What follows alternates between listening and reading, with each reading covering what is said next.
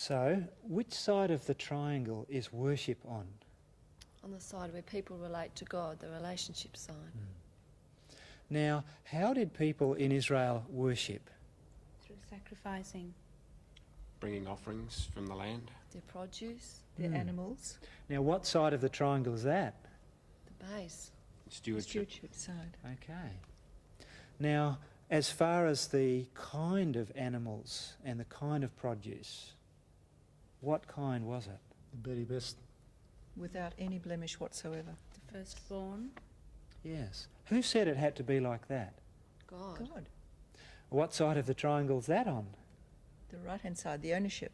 So here, something that we thought just was on one side, in fact, involves relationship, stewardship and ownership. That's how worship was in Israel.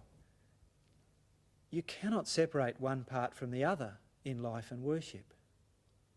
See, the fact that Israel failed to follow God's plan does not mean that God was wrong in what he called them to do. It means that Israel failed.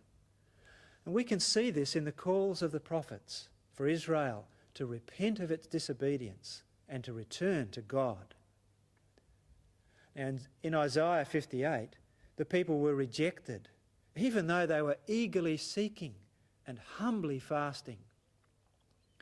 But God would not accept this purely spiritual focus while they were exploiting others, which was an economic action, and fighting amongst themselves, which was a social problem.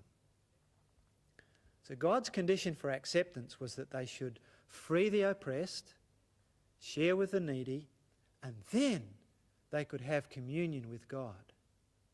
And this sequence is reaffirmed in verses 9b through to 12. If you put an end to oppression, to every gesture of contempt, and to every evil word, if you give food to the hungry and satisfy those who are in need, then the darkness around you will turn to the brightness of noon. And I will always guide you and satisfy you with good things. I will keep you strong and well. You will be like a garden that has plenty of water, like a spring of water that never runs dry. Your people will rebuild what has long been in ruins, building again on the old foundations. You will be known as the people who rebuilt the walls, who restored the ruined houses.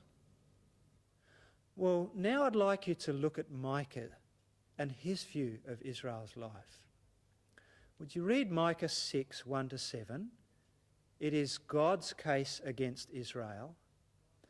And then look at verse 8, God's call to Israel. What kind of life did the prophet Micah plead for Israel to return to? What balance did he seek? Can you express it in terms of the triangle?